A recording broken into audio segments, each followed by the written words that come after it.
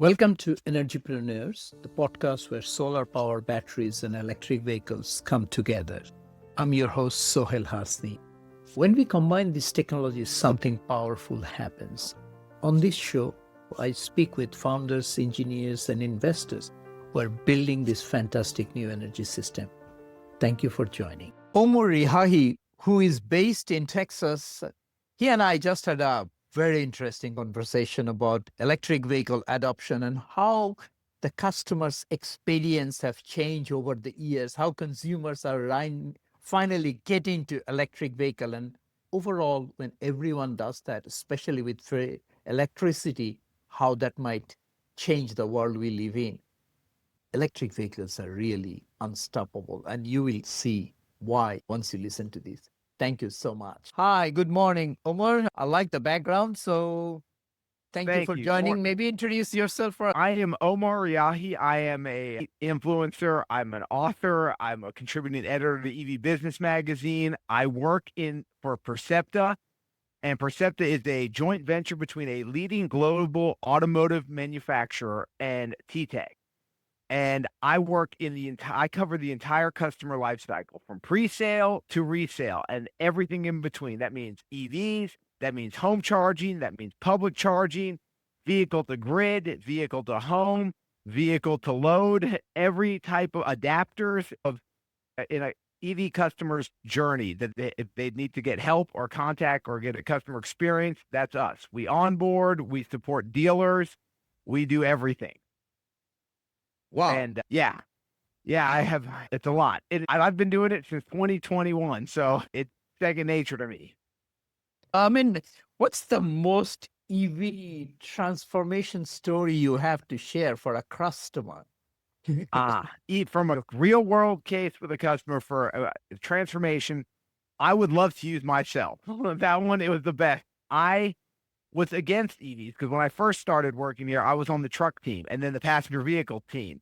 And then I found out my friend got a Tesla and I rode in it and changed my life. It was like going from, and I love to use this analogy, it was like going from an old flip phone or an old Nokia 3300 to a smartphone. It was completely different. The instantaneous power, there's no maintenance, it's just windshield wipers, cabin air filters, and tires. You don't even have to do brakes on it on an EV. The instant power, the functionality, the connectivity, and the best part, of course, the lower operating cost. Home charging in the US, I have a power plan that allows me to charge for free at night. So I don't pay for any charging. I only use public charging when I'm taking long road trips. So that was the moment it all clicked, and I went and got one. Actually, an event that happened, there was a hurricane that hit Houston, and my neighbor's humongous tree crushed my car. And I went and bought an EV right after that. That's the fun part. He apologized. Everyone's like, I'm so sorry about that. I was like, no, I'm extremely happy of the outcome here. I got an EV. Don't worry about it. So you mentioned you are an EV influencer. Define that. What do you do? So what I do is I talk at shows. I go and speak at events, webinars. I'm a contributing author to EV Business Magazine where I interview certain individuals at companies and discuss their products. That was a fun, interesting story. I just started posting things about EVs on LinkedIn, and out of nowhere, this company called Kajit identified me as an EV influencer to follow, and that's where it happened. And I didn't want to be an EV influencer, but the joke always is, you want to make God laugh, tell him your plan. It worked out, and that involved me basically advocating for EVs, explaining the technology. But the number one thing is I always advocate on my material from the customer's experience, because the way an adoption curve works on a technology, and this goes back, I studied them all the way back to electricity themselves. There are several phases. The first phase is the techies, the people that are into the new technology, want to try it. Next is early adopters. And that's where I am in the US S curve. Europe is a little different. Norway is at 98.3% adoption. Then there is in the middle, there's the early majority and the late majority. And this is the biggest groups. They generally, once the adoption S curve hits about around anywhere from 10 to 15%, the curve goes vertical and everyone buys in. But those two big groups don't buy in because they're risk adverse until they see it works for the early adopters. That's when it goes. And then the last phase is called the laggard phase, where those people just really don't want to do it until absolutely forced. And we've seen this, the current countries that have taken off this in 2025, Nepal, they're at 76% EV adoption. Thailand, Vietnam. It took Norway almost a decade to reach those numbers, and then followed by Denmark and Sweden that are at 64 and 68. But in 1 year, Nepal, Thailand, Vietnam, the Southern Asia, they have completely bought into the technology, and the curve has gone vertical faster than anyone anticipated. And Nepal makes really good sense because they have to truck in all their fuel, their gasoline. They have hydropower prevalently available. So it makes sense for them to just go fully EV. They're on pace currently to be the first country on earth to hit carbon neutrality, which is amazing for 1 year of progress. Yeah, I mean, of course, Nepal is very hilly, and others like countries like Bhutan. And this Nepal is only one of the few Asian countries that I've never been. But obviously, when you're small, it's much easier to do. And especially, exactly as you mentioned, they are sort of net energy importing countries. Yes. So it's Yes. very easy to switch, right? Yeah, very easy to switch, and it just the use case makes sense for them instantaneously, and the benefits too. They don't have to pay, they probably pay twice as much for a liter of petrol than most other countries because they have to import it all. Yep. And then also, being accessible to right next door to China, who makes 70% of the world's EVs, definitely get them in. Some phenomenal products coming out of China these days too. Some BYDs, Xiaomi, the Huawei S800. That one looks amazing. There's some fantastic brands, innovative technologies, and some quality products. Yeah, I mean, we get the maximum range of Chinese car in Australia. I mean, it's just quite amazing to see the entire range. Absolutely. One of the data studies I did back in 2022 was how far does an average EV driver in the United States actually drive a day? Even the standard range models with the LFP batteries, they only get about 240, 250 miles for a full charge. But the average driver in the United States, 73.1%, drive less than 10 miles a day. So then it goes up a little more from there. But above 150, it's 0.03. So anyone driving more than 150 miles in a day, it's 0.03 of EV owners. And the data shows that you don't need to constantly worry about charging if you're going to stay within the average use. I mean, on average, it's gone up a little more now. It's about 40 miles a day for the average EV driver, which well within the range of an EV with an EV standard range model capabilities. I live in Texas. That is a massive state. And I can go all the way from here to Austin or Dallas on a single charge. Dallas, it's one stop, but I always stop twice because there are certain charge points that I really like, and I always stop there and hit them up to top off, even though I don't need to. Just because I'm stopping for restroom, coffee, a beverage, food. So it's fantastic. Yeah, I mean, where you are, that's the place where EVs gets tested. I mean, we drove from Dallas to Austin to San Antonio. It's a nice drive, very nice drive. Oh, yeah, very nice. And then I also have Blue Cruise, which is level 2 ADAS, but it's just hands-free. It's hands-free lane guidance. I have to watch the road, pay attention, but it makes the drive so much better because I get to sit back and relax. And if we hit any traffic, it removes the cognitive load of driving by just having to pay attention and monitor what's going on, as opposed to actually having to stop and go traffic that really is mentally taxing. Yeah, maybe we should have taken this Zoom call while you're driving. Yes. Oh, yeah. I've done that before. It's absolutely wonderful. Now, my vehicle does have eye sensors that make sure I'm watching ahead. So it does get mad if I'm not paying attention, especially if I'm playing with the radio or navigation. And then if you keep ignoring the warnings, it'll start to check the brakes, like slam the brakes a little bit to make sure that, you're paying attention.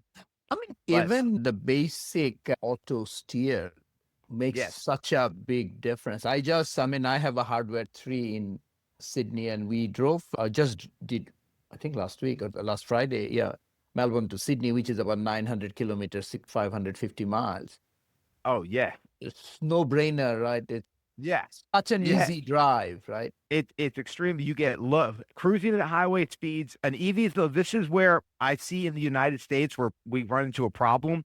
It's the people have to grasp it's a complete shift in energy usage. On a gas vehicle, you get your maximum efficiency, which is generally around 38% at highway speed. They're absolutely completely inefficient in stop and go traffic. An EV is the polar opposite. They excel in stop and go traffic. Regenerative braking captures energy back. They have low power consumption, but as you go faster, that's where more energy consumption occurs. So cruising at steady speeds, which in Texas, our speed limits are really high because we have so much state to cover. And you see your battery consumption go up a little more. But in city driving, I barely use any percentages off my state of charge because in traffic, I get the best efficiency imaginable, close to 95% efficiency with an electric motor, which is even the best designed internal combustion engine is about 38% maximum efficiency. A lot of energy is lost through thermal loss, through heat from the combustion process, mechanical motion, and an EV, if you're converting a flux field into motion. Very simple, very efficient. Yeah, I mean, I have been thinking, like yesterday, I interviewed someone and we had this topic covered as well. Like Steve Jobs mentioned that iPhone was the sort of killer application, and that opened up entire world. I mean, like even you have the measure app, you have the level app. Nobody ever thought that your phone will do these essential hardware tools. To my mind, that electric vehicle is actually the killer application of electricity that will transform the world. I mean, you mentioned few like V2L, V2G, V2H, and V2 everything. And then you're taking your Zoom call, you running your conference in the car, especially when it's self-driving, it becomes a supermarket. It can be anything, especially with self-driving. Do you have your thoughts on where we might be headed in 10 years out when all those adopters, everybody have an EV, everyone has rooftop solar, everyone has home batteries? How does that world look like? I love that you brought up Steve Jobs because Percepta is a 25-year-old automotive customer experience company. And my favorite quote of Steve Jobs is, you design the customer experience and work your way back to the technology. And with EVs, that is more, especially when it comes to the early adopters, the early majority and late majority, that is the most essential part. Because as we add these higher energy systems, such as vehicle to home, vehicle to grid, energy demand response system, virtual power plant, the key to that is home charging. All of those functionalities stem from taking energy out of your vehicle battery through your home charger and putting it through your house back on the grid. And we have to design that to be frictionless for customers. And that is where the value added. So once we make that frictionless, we're basically, it's full, as we automate as much of it as we can. You get an energy dashboard to see how much money you're making from putting the power on the grid. But those are the future state of where EVs are going. And because this is the first time in history, your vehicle is an asset. You can generate a revenue from your energy, from the energy stored in your battery of your vehicle that you're not driving, because the data shows us that 96% of the time in the United States, the vehicle's sitting there. Customers actually only drive it 4% of the time. Now on fleet, which we also do, fleet applications, completely opposite. 95% of the time they're being driven and they only sit a little bit of the time because they're constantly used for business. Now, that value stream proposition correlates to, there's my battery at my house, my energy company, it has a demand response. In other words, I love to cite this exact scenario. Texas, August, it's about 124 degrees outside, 5 p.m. Everyone's running their air conditioners. The grid needs more energy. So the automotive manufacturer will send out a message for everyone who's signed up and says, hey, if you're not going anywhere, because we don't want to take your power if you're going to go do a trip, would you like to contribute energy back to the grid? You hit yes or no. Yes, that means it starts the process. They'll pull power out of your vehicle through your charger, through an inverter, through a secondary meter onto the grid. In the U.S., it's generally, depending on the market, it's price for price. Whatever you pay for power, they pay you back. And you can now turn a profit on that, especially if you partner that with time of use pricing, or like for my case, I get free energy at night. So if the energy was free at night and I turn around and sell it back to the power company at 5 to 6 p.m. when the most demand is occurring and it's expensive, I make money. It's fantastic. Now, my favorite use case for vehicle to home is backup power, emergency backup power. I'm in Texas, so we get hit with hurricanes. I know you guys have typhoons a lot too. And because I have two teammates that are in Manila right now, that are in Manila also, and you guys get typhoons also. So the case would be a storm comes in, power goes down. I can use my EV to power my house for up to 3 to 10 days. And that's an asset. It's the first time most people do that in the United States with gas generators, but this case, I have a huge 198 kilowatt battery sitting there. It can power my house. Certain things it won't, big HVAC systems, it won't do because the load is too much, but it will do your refrigerator, it'll do rooms, it'll do your dishwasher. Whatever you prioritize and put on that circuit, it will work. The next use case that I love for vehicle to home is load shedding. I can cut my energy bill in half by using my vehicle to power my house when energy is the most expensive or in demand. I have a friend with a vehicle and he has solar, he's got an inverter, he's got a backup battery, and he has his vehicle with the charger. What he does is he pays $14 a month for energy. That's it. Because the only two things he didn't wire up was his dishwasher and his washing machine. So what he does is he uses solar panels to charge his power wall during the day. And then, during the day. And then at night, he charges his vehicle, his EV from it. So it didn't cost him anything to charge that. And then if he stays home, his energy consumption is almost near zero during the day because no one's home. But when he comes home, it switches over to his vehicle and he powers that. He is close to net neutral, but he's not yet. There's still $14, but that's efficiency right there. He is energy self-sufficient at this point. If he lost power, he has a power wall backup, he has solar, and he has his EV.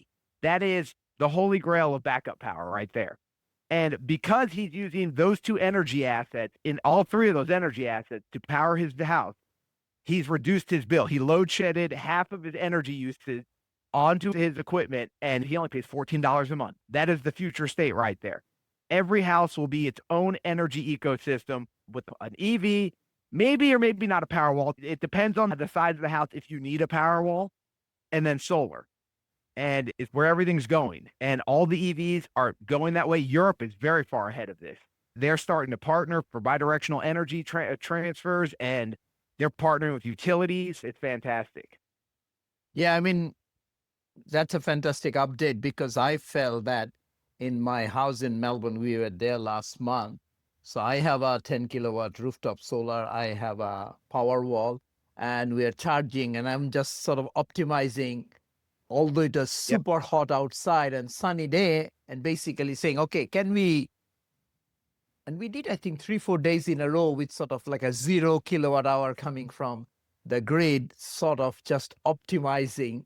And then one day when the wholesale market was very high, I have these VPP arrangements. I just realized that they're taking the power out because I get, I think, flat few $100s a month, just giving them access for a few hours a month to the power wall so that they can tip it out when the system marginal price is very high. Now, the issue is you and I, what we are discussing, maybe in the future for a large part of the world, right? Yes. So where people are still thinking a car is a car, it's a depreciating asset, I have to lease the car.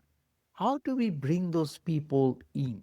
I've talked about this at the Electrify Expo for total cost of ownership. If you look at the cost of ownership of an EV versus gas, there are several things that influence that total cost of ownership. Number one is the cost of the vehicle. There's the cost of registering it, or MOT tax, I believe is what it's called over there. And that is a little higher in the US for EVs than insurance. That varies by driver. Me, I had a price reduction because I got an EV. I was surprised because everyone says their Tesla, when they got a Tesla, it went up. But mine went down. But the biggest cost savings is not even counting the vehicle to grid, the vehicle to home, and the energy act, just the vehicle itself. The longer you own an ICE vehicle, a gas internal combustion engine, the maintenance costs go up. Things are designed to wear out or fatigue over time. You have to do coolant, all the fluid flushes. You have to do brake pads. You have to do struts. You have to do, heaven forbid, you have an engine or transmission repair. And the longer that vehicle is, you keep it, the more the maintenance costs keep going up. An EV is completely different. It is a flat line. That's it.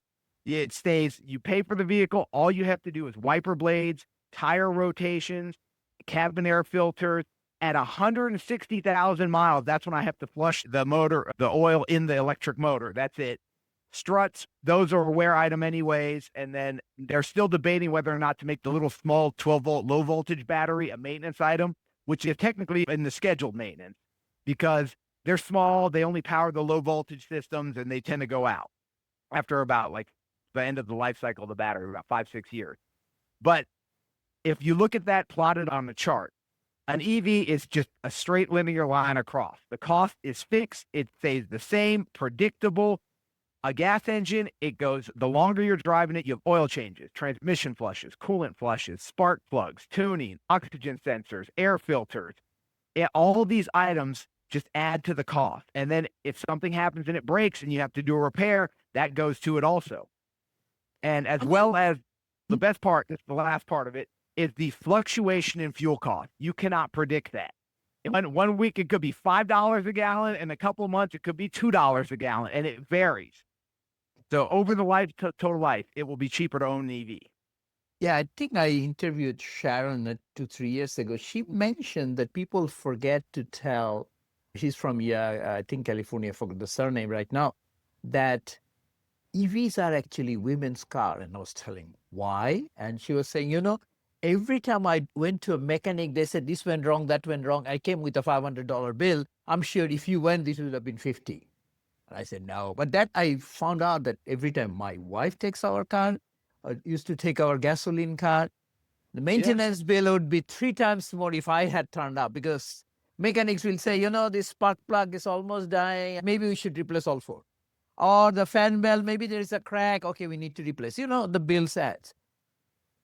But for our EV, which we have been driving for 3 years, a Model Y, twice tire rotations. Yes. And that's about it. We have never been back for anything else. Only maintenance we do, car wash. Yes, that's it. That's actually in the owner's manual of many vehicles. Car wash is maintenance. And I felt so guilty walking into a gasoline station to fill up the free air tire pressure that I ultimately bought one. I said, I feel really bad. Every time I went there, and I'm getting the look that people say, why is here? And then I'll go by feeling guilty. I'll buy an ice cream or something from the shop because I use their free tire pressure. So I think that's the world we are in. But how do we send that message to average user? That is exactly where Percepta lives, is the customer experience. You have to demonstrate the value, but it's not just selling the EV, because there's so many things that happen in the sales process. The sales individual can go over it and explain it, but there's so many things happening. You need ongoing support. Percepta does this is when a dealer sells a vehicle, we will contact the customer and then do a virtual guided tour to familiarize them with it. It's onboarding. We'll give them a welcome call. We'll onboard them. And that way we can familiarize them with the vehicle. But the most important is we establish that we are the ones you call when you need help. When you're at a charger and the charge session won't initiate. When you are at home and you can't pair your charger to your vehicle when it's installed, or an energy response event, it didn't work or you didn't get your incentive on your bill. That is where these are not just you buy them at the sale. Because if you look at it this way, gasoline vehicles are 125 years old. Everyone grew up knowing what to do. You walk onto a lot, an EV customer walks on a lot, they know when they're going to go buy a gas car, they have to do oil changes, tire rotations, all the standard stuff. They know how to put gas in it. An EV, you have to explain how to charge. There's 3 levels of charging. There's public charging. How do we find chargers? They're not on every street corner with a big prominent sign under a well-lit canopy that says, here's where you refuel. They're hidden on parking lots, but that is where the ongoing support aspect will foster EV adoption, because once they overcome these challenges and they understand it, it's easy. So tell me, what does Percepta do? I mean, where do you stand between a car that I'm going and buy and the relationship? Tell me a bit more. We are the OEM's contact centers. We are a global company. We're a 25-year-old automotive CX company that's global. We are in 66 markets. We speak 17 languages, and we handle 16.4 million contacts a year. We are business to consumer, business to business, and business to dealer. So we are in the middle of it all. We touch the full customer life cycle. If you have a problem with the app and you hit help, that's us. If you go to the manufacturer's website, that's us. If you go to the dealership and they say, let me go talk to the manufacturer, that's us. We do all the support side of it and make it easier for the dealer to help the customer or the customer who contacts us directly to solve their problem. With EVs, home charging. Your home charger is in your garage or at your house. You can't take it off the wall and take it to a dealership. You have to contact the manufacturer for support. That's us. We do remote diagnostics and troubleshooting. The manufacturer comes to you. So like you I call- have a Tesla here, Model Y. I go downstairs and say my wiper not working. I'll call Tesla from my Tesla app. Yes. Yep. Will that go to Tesla or it will go to you if you have a partnership with Tesla? If we had a partnership with Tesla, it would come to us. But we always put the brand we represent up front. You'll never know we're there in the background. So, but think of it like what we're really good at, and it's not just supporting the customer in sales and vehicle to grid, energy rewards. We're really good at your destination charger in your Tesla. Imagine that stopped working and you hit the button. Well, we're going to troubleshoot it and fix it and get it back charging because we understand the number one thing with EVs. If you can't charge, you can't drive. We need to get that thing fixed immediately and get you back on the road. That is where we're really good at it at Percepta. I've been working on this since 2021, and I've optimized the process now to where it's working beautifully. And yes, but that's us in the background. So how do you now to keep your sort of reputation? How do you decide which manufacturers to take on board or not? Because there are so many manufacturers now, right? We will work with anybody because we are a joint venture with T-Tech. T-Tech is a bigger company than us. They are on 7 continents, speak 53 languages, take 1.5 billion contacts a year, and they're in everything. They're not just automotive. Like we are specialized to automotive. They do healthcare, public sector, utilities, finance, travel, airlines.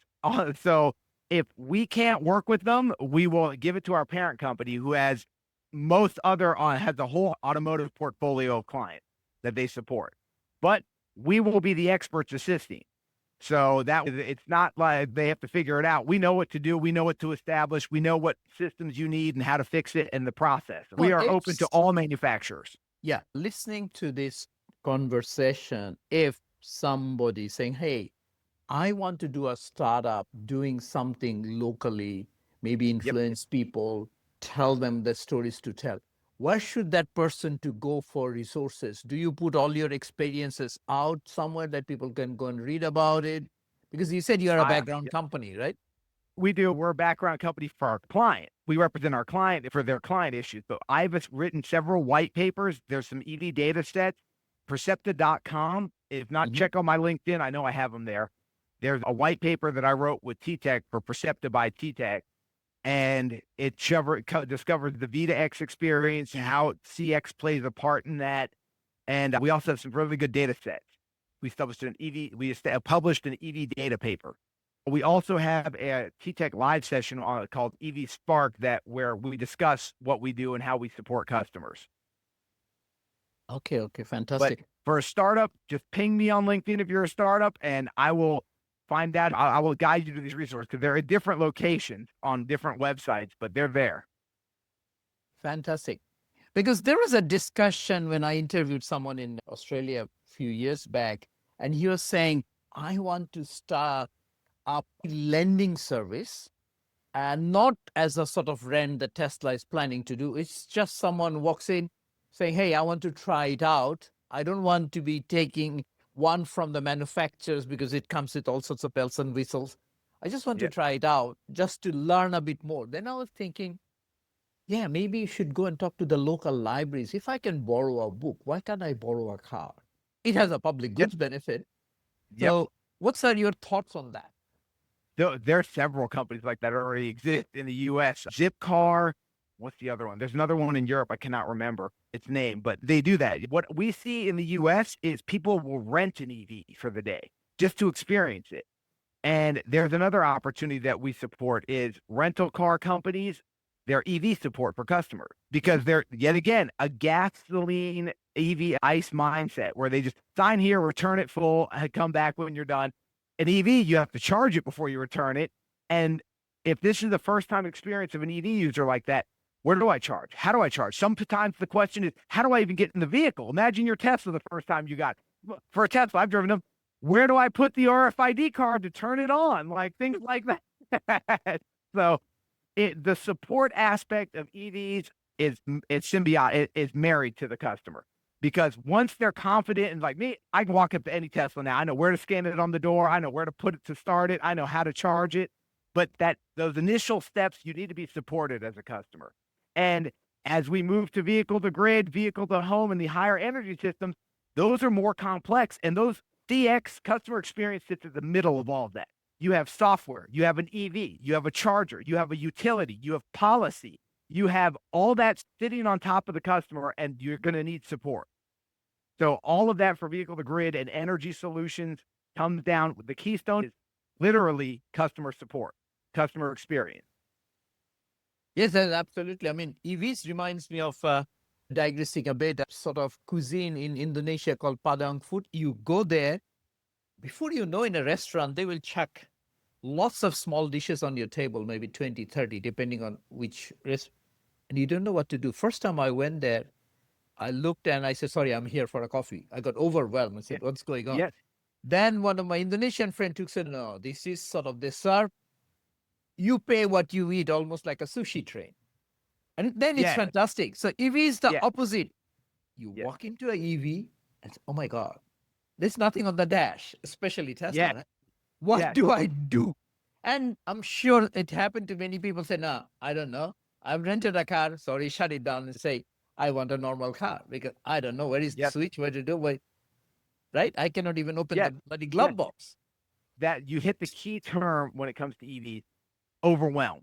Customers get overwhelmed from how do I get in the door? How do I charge it? And the scariest part I see when I talk to customers is how do I charge it? Because there's level 1 charging, level 2, level 3. And the other part is once they know, just put the coupler in, but how do I start the session? Some charge point operators require you to plug it in first, then initiate. Some require you to initiate, then plug it in. So there's no standardized process across the industry yet, just like gas. You know the gas process. I pull up to the pump, open the gas door, pay for the gas, hook up the nozzle, fill up, close, put the cap on, close the door. It's anywhere in the world, it's the same process. So EV charging, it needs to be standardized. I would love to see more charge point operators use plug and charge because that's easy. You come up, you plug it in, and it charges and bills your credit card on file automatically. You don't have to pay for it with a card. You don't have to mess with the screen. You don't have to use an app because it just makes it, my keyword, frictionless, and you're designing the technology for the customer experience, and you're designing the customer experience and working back to the technology. But yeah, it's definitely overwhelming, and you need support. Once you don't need constant support, you just need till you get confident with the vehicle. How long did it take you to get confident with your Tesla? About 3 months? No, I was crazy. And we bought the car. This next day, we drove 1,400 kilometers, Sydney to Sunshine Coast, without knowing where to charge, and we managed. Again, I'm a sort of early adopter, risk taker, technical person. I'm not the average. We're the same. I'm the same exact way. Even did not know. I thought, okay, it is charging. Okay. And the charge port got locked. I tried to pull it out. I said, oh dear, I should have looked at the instruction first. Then when I got into the car saying unlock the charge port. But now it's simple. I mean, with the update, you hold on to your left rear handle and it automatically unlocks, right? Yep. Also, the other fun part that you touched on was when you got into it and you started doing it, there's another component of charging that I don't think we're experiencing this in the US right now is preconditioning. I don't think you guys precondition that much, and Tesla automatically does it. But when customers they get in their vehicle and they see the range reduction because the battery's cold, and you explain to them you have to precondition before you leave, or when you're navigating the public chargers, select the charger on there and it'll do it on the way. They're not used to that. That's a whole new component that they're not used to doing. But again, there is one problem though in this conversation because people think it's sophisticated, it's complicated. The thing that you are talking about, these are to optimize. Yes. We don't optimize our phone chargers. Phone charger is the same, right? If you said it's the same battery. But the bottom line is most of the people charge at home. Most of the people treat the car like their mobile phone, like their computer. I mean, you can put a charger on when the car is charging, you're watching a Netflix movie, and you can sleep in the car because you can run the air conditioner on. You don't have to Yep. think of all of those, right? Yes. So, yeah, I think that's the bit also very important, that once you have figured out how to connect the thing to the car, it charges and you charge at home. And it Yep. takes maybe a minute to see it, and that's it. And that's how you charge 90% of the time. Yes. You don't have to Uh, think. You just keep driving as you have driven, except maybe most, not all EVs, but most EVs are, because the controls are not there. It's an app driven, and like any other app, we all have hundreds Yes. of app on our phone, and you can sort it out. So that's the Yes. only difference, because the driving is exactly the same, right? Yeah. The operating the vehicle is no problem. It's the little things like fuel. And there's another thing that people, in the US at least, because I see this in the US, when they go to charge, they don't utilize the vehicle app. The vehicle app, on Tesla, it tells you what your charge rate is, how much you're paying for. They generally just are, they still think like it's a gasoline station. They pull up and scan their credit card and just, that's it. In the vehicle, it shows you how much your speed is, but there's a lot of, it's 125 years of gasoline technology. But I love the cell phone analogy you used, because I use that myself. People ask me all the time, how long does it take to charge your EV? And I say, how long does it take to charge your cell phone? They're like, I don't know. I plug it in and I wake up. And I'm like, I do the same thing. Come in 10 seconds. I hook it up when I come home, wake up to a full charge every day. Yeah, I And mean, it why you is, worry even? Why you even bother, yeah, right? yeah, I don't even look. Yeah, in city driving, I have brought the car down to 1% charging, because we had to meet an appointment and the nearest charger was 20 kilometers away. When I went, it was almost zero, and I'm charging on a supercharger. Someone said, "You look worried, mate. What happened?" I said, I said, "Don't worry. I went to zero and still give me some." So that's the point, because your phone, unless it shows you down to 10%, gives you a beep, you really don't look at it, the charge level. Yeah. Same with Yep. the car. You Yep. keep on driving in the city. Home is another 10 kilometers away or 20. No one cares. It's the Yeah. whole charging sort of game, the charge range anxiety. It's a Yes. game played by the fossil fuel industry, game played by the ice industries, sort of saying, "Hey, no, it's not there yet." Exactly as you said, people drive average less than 100 kilometer, or 60 miles, or even a 30 miles, but they want to buy a car that will give them Yeah. 500 miles. Why? I see that all the time. And if you look at the data on that, customers who actually drive, how many times a year does the average person take of more than a 500-mile road trip? One. And they are buying the vehicle for that one case, that one scenario, instead of their daily use. 230 miles in your daily use is more than enough. And then, yes, you might have 2 or 3 charge stops, but they coincide with it all. I have to stop anyways. I make a second stop, even though my vehicle will make it from Houston to Dallas, no problem. But I stop because I need the break. And the other part is, it's just a fear, and it's afraid of being stuck on the side of the road. Now, you said range anxiety. We have moved away from range anxiety to now it's called charger anxiety, because non-Tesla owners, so they will navigate to a charge station and they don't know if it'll get there and it'll be broken. Someone ran over the coupler, it's down, and then they're stuck there if they can't find another charge station nearby. And the industry, the EV industry, is addressing this very well. We're working on interoperability and reliability to get that metric up to close to Tesla's. We're working on uptime for chargers, because the data shows that the lion's share of charging during the holiday season, when most people take trips, went to Tesla. And you have to ask yourself, I'm going to put my Lean Six Sigma black belt on here. Why? Tesla is reliable. It works every time. And if you look at the scenario in the US, you're driving to a family member's house a long distance with your family in the car, you got the kids, you're going to go to the charger that you know works. And it works every time, without question, without fail. And in the United States, the chargers that have the most uptime is Tesla, 99.997. And they've achieved this by applying Lean Six Sigma methodologies of standard charger everywhere in the world. The charger down the street from me is the same as yours, down everywhere. They've also done this by removing the unnecessary hardware and simplifying the install. So if level 3 superchargers, you don't even see a screen on them. Level 4s, you don't see a screen on them. In the US, we have them for certain requirements, but the screen on the level 4 is like this big. It's tiny. But that is how you optimize to get that last 3% from 97% uptime to 99.99. And you get reliability is the key thing when it comes to charging. Yeah, for public charging and home charging. So you make a reliable charger. Your EVs already, you've reduced the wear components from, on average, internal combustion engine has 4,500 parts to 40 on an EV. And that's not counting suspension components. That's the motor, the stator, some inverters, but most of it are energy flows, so you don't need all those parts. And reliability is what wins when it comes to charger anxiety. Tell me one thing. How do you keep this high energy level you do in personal life, other than doing EV stuff? I have a passion for EVs. I remember when we founded a BEV team, I followed the operations manager around for 2 weeks straight, telling him, I want to be in charge of this team. I want to found it. 2 weeks.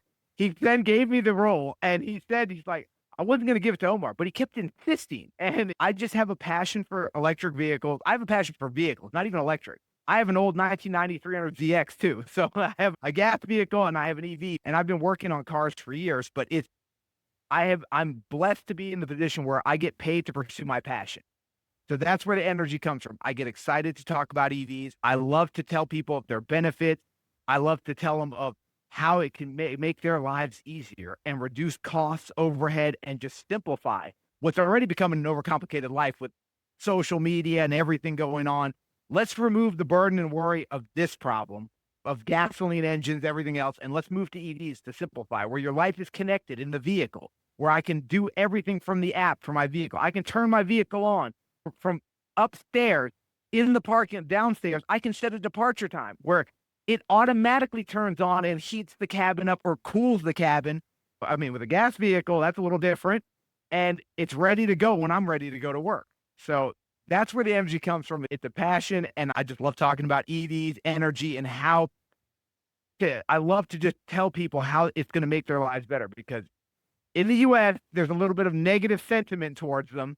And I see it all the time, but I have to explain to them what it is, why it's beneficial versus this vehicle, and how you have to basically boil it down to the direct ROI of what benefits you. How does it benefit the customer? But that's where the passion comes from and the energy.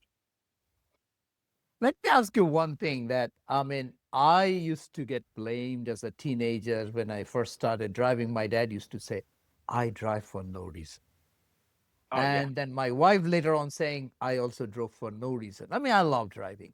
Now, do you realize once you have an electric car, especially with free charging, you even drive more for no reason? Yeah. I just need an excuse. That's it. What you need? You think you want an ice cream? Cool. Let me go drive down the street to go get it. I just need a reason and I'm out. Now, at a macro level, because one of the reasons of this excess driving is, as you exactly mentioned, you have a free charging. Yeah. And it's a psychological thing that it used to take you $100 to fill up your car. Yeah. I had a large SUV before, and then your EV charging overnight, if you have a solar or whatever, or if you have a preferable tariff, it's free.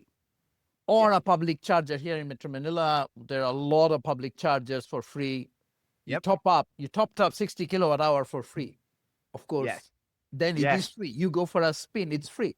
Now, when at the societal level, the energy input to your car, the transportation cost is a zero marginal cost.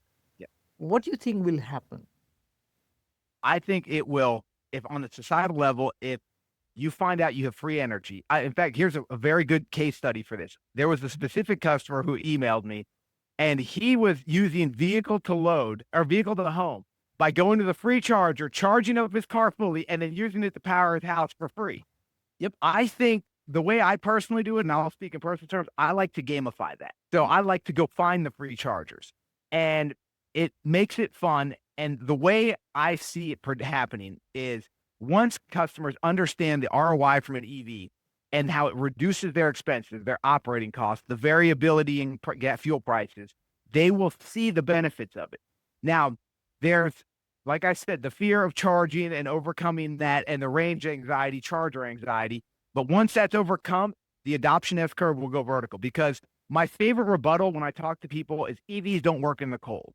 And I like to hit them with the data point. Norway, 98.3% EV adoption.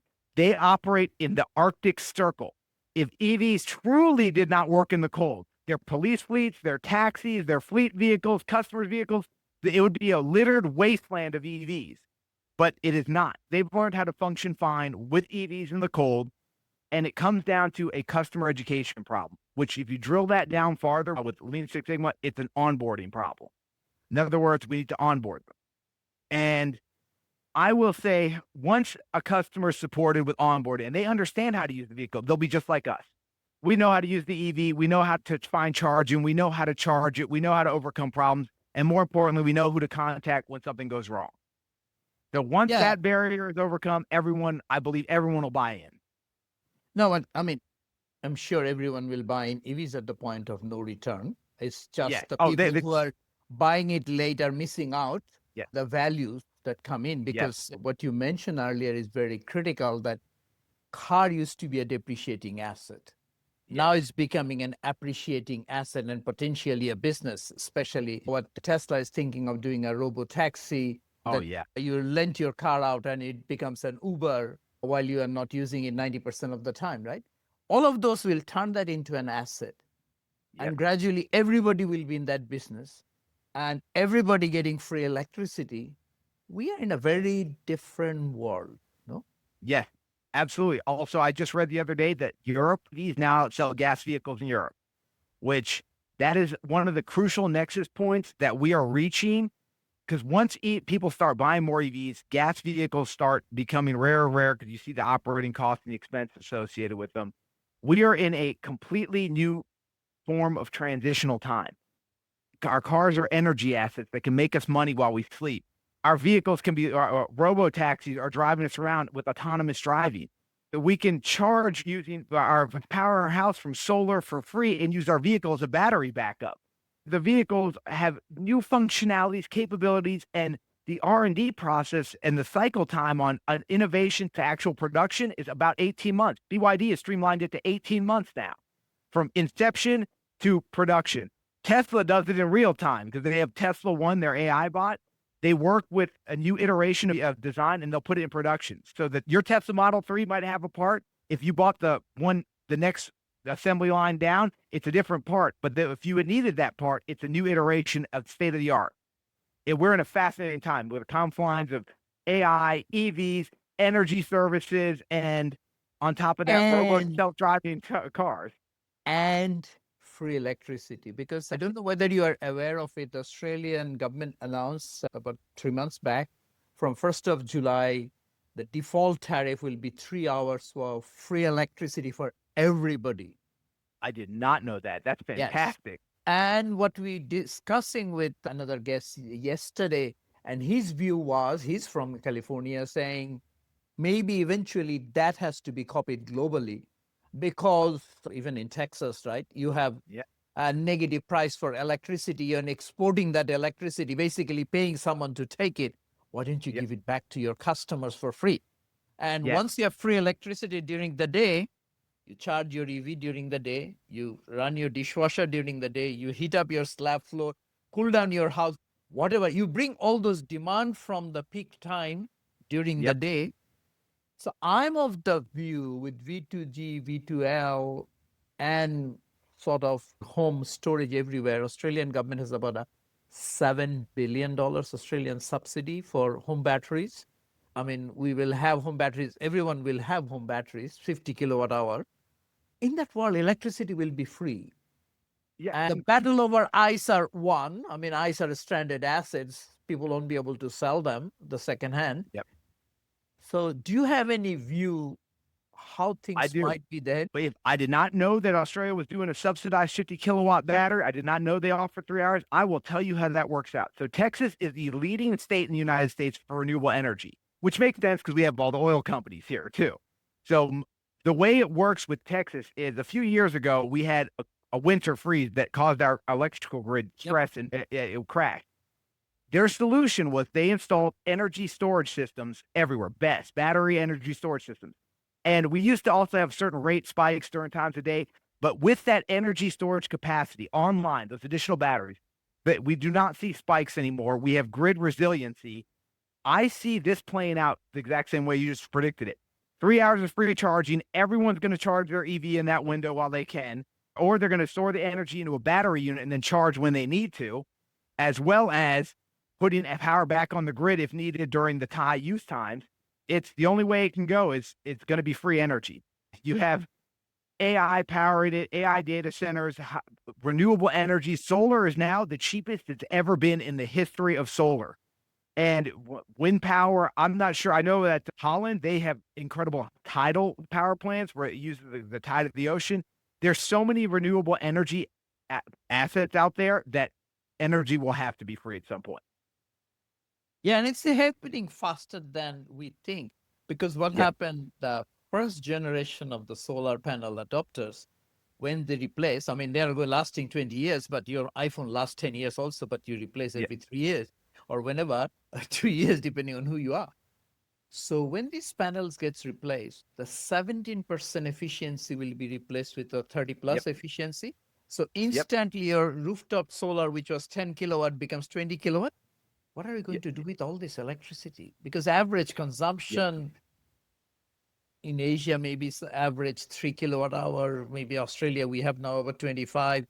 Maybe Texas, you have very large houses, maybe 30 kilowatt hour. But still, it's not going to be 300 kilowatt hour, right?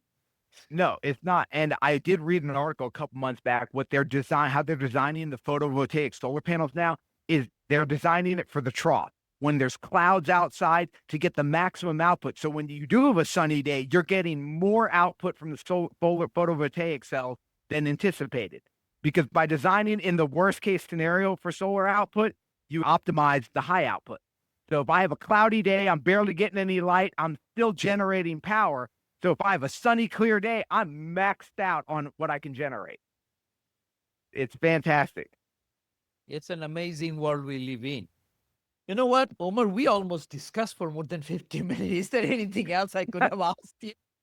Oh, no, anything you want. Like I said, I touch every aspect of the customer life cycle. And the real value is I deal with actual customer issues, not use cases, not hypotheticals. This guy is stuck here with the charger. How do we fix it?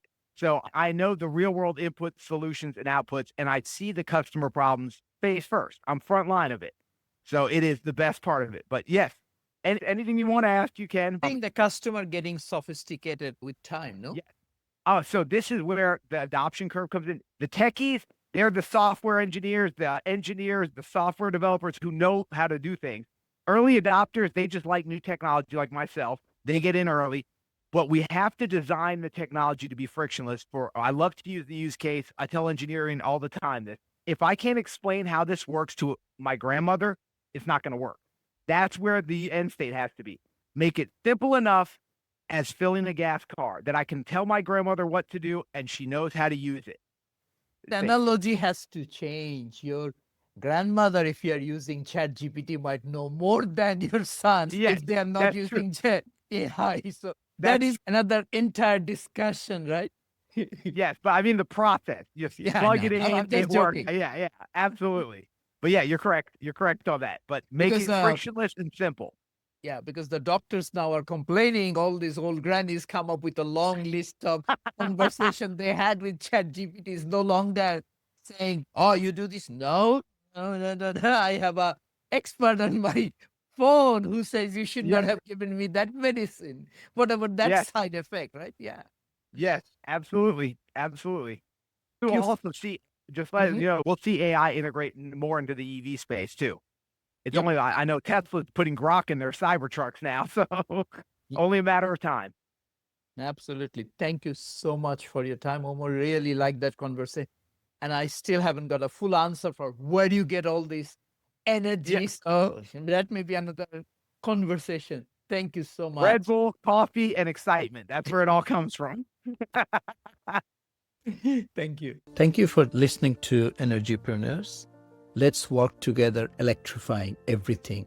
This podcast is available in audio form on your favorite platforms and in video on YouTube. See you on next episode. Please feel free to subscribe to our channel, and we always appreciate your comments.